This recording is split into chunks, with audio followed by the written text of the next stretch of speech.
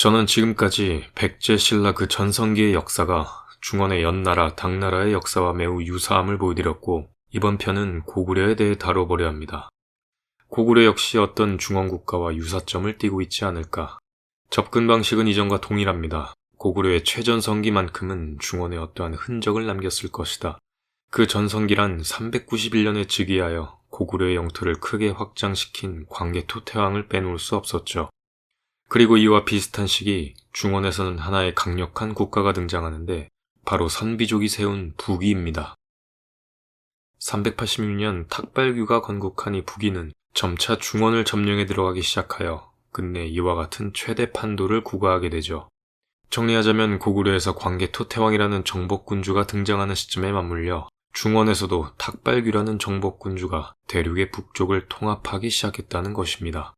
따라서 저는 본격적으로 이 두 인물의 유사점을 찾기 시작했고 지금부터 그 결과를 나열해 보겠습니다. 먼저 생물연대입니다. 확인 결과 두 인물의 생물연대는 3년씩의 차이가 날 뿐 서로 같은 나이에 사망한 것을 알 수 있는데요. 다시 말해 둘 다 38세라는 나이로 비슷한 시기에 사망했던 것이죠. 다음은 호칭과 관련된 부분입니다. 먼저 탁발규의 경우 사서에선 그의 또 다른 이름으로 탁발개를 기록하고 있는데 여기서 이 개자는 열개자로서 광개토의 개자와 동일한 한자였죠. 다음으론 둘 다 어린 나이에 즉위했다는 것인데요. 광개토 태왕의 즉위년은 391년, 여기서 출생연도를 뺀 것을 즉위 당시의 나이라 했을 때 17세라는 어린 나이에 즉위했는데 탁발규 역시 386년, 즉 15살이라는 어린 나이에 즉위했던 것이죠. 다음은 앞서 한번 언급했듯 둘 다 즉위 직후부터 정복전쟁에 몰두했던 정복군주였습니다. 다음 키워드는 라이벌입니다. 당시 고구려의 라이벌은 백제, 북위의 라이벌은 후연이었는데 둘 다 396년에 각자의 라이벌에 대한 대공세를 펼쳐 그들의 수도를 포위하죠.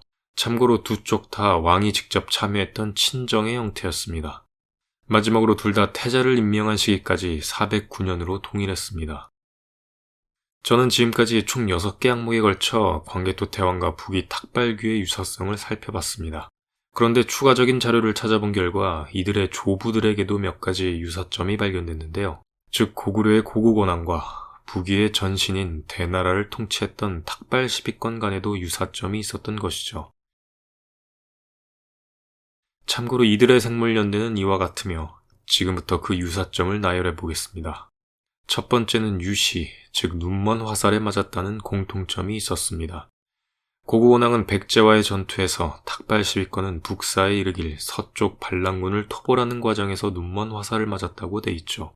두 번째는 죽음에 대한 이설입니다. 먼저 고구원왕은 삼국사기에 이르길 눈먼 화살에 맞아 죽었다고 돼 있으나 백제 계로왕이 북위에 보낸 표문에 따르면 당시 고구원왕은 백제군에게 참수당하고 효수까지 당했다는 기록이 있죠.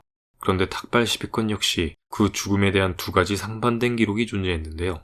먼저 위서에 따르면 자신의 아들에게 살해당했다고 기록된 반면 진서에서는 당시 전진의 북연에게 사로잡혀 장안으로 압송됐다고 기록돼 있죠. 물론 그 세부적인 이야기는 서로 간에 차이가 있으나 사실 어떤 군주의 죽음에 대해 두 가지 상반된 기록이 존재하는 것은 일반적인 일이 아님을 감안할 때 이 죽음에 대한 이설 역시 하나의 유사점으로 꼽을 수 있었습니다. 다음은 태자의 죽음입니다. 먼저 탁발 10위권의 왕위를 이을 태자는 탁발식이라는 인물이었는데 그는 371년에 일어난 반란군들의 손에 살해당합니다.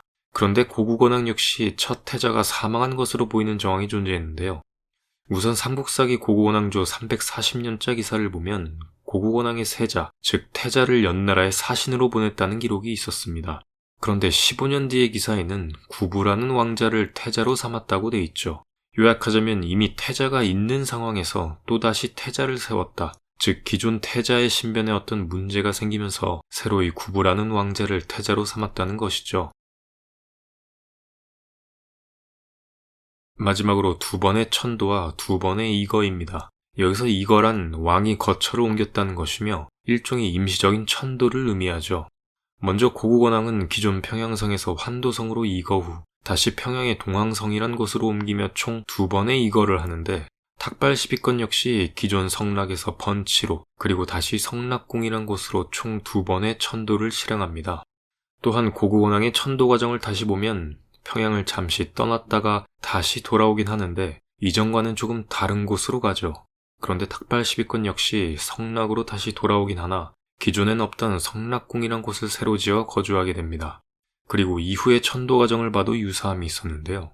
먼저 고구려는 이후 평양성, 장안성 순으로 천도를 마치는데 대나라는 그 후신인 부기 때까지의 모든 천도 과정을 보면 바로 이러한 형태였죠. 여기서 평양에서 최종적으로 장안으로 가는 형태 역시 서로 닮아 있었던 것입니다.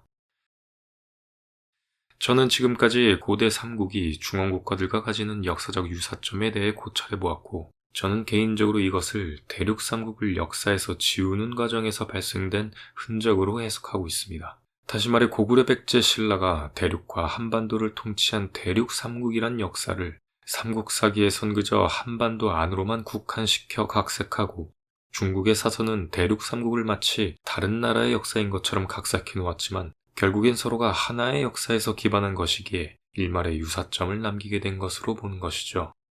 이상 영상 마치겠습니다. 시청해주셔서 감사합니다.